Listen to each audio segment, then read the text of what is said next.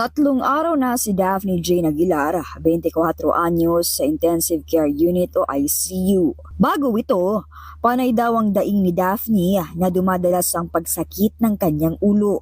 Pina-check up namin siya, ang sabi migraine daw. Then, yun, may resita na gamot.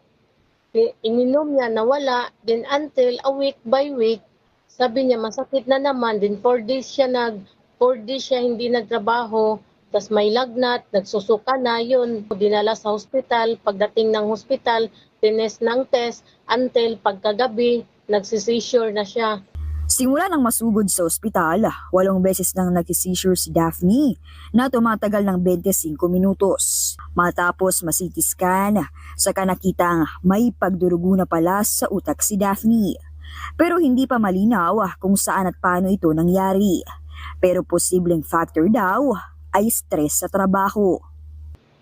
Sabi blood clot, sabi may dugo daw sa utak. Pinakita kami sa kwan, yung utak niya may dugo dito sa right side and sa left side may dugo po, nag-scattered yung dugo. Nilagyan siya ng gamot sa ulo pang palusaw lang ng dugo, but no guarantee kung malusaw ba o may scattered pa ba. Basta ang sabi sa amin, mag-pray na lang kayo.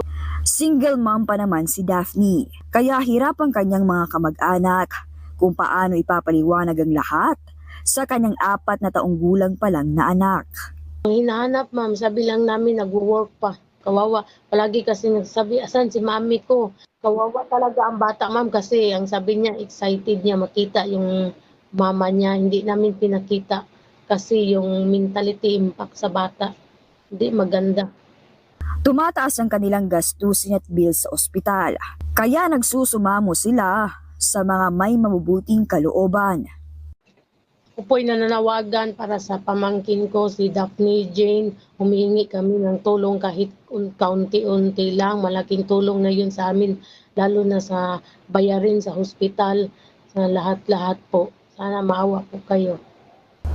Ako po si Mobile Journal Yeda Pascual, nagpapaalala na ang bawat may karamdaman ay kailangan din ng kalinga.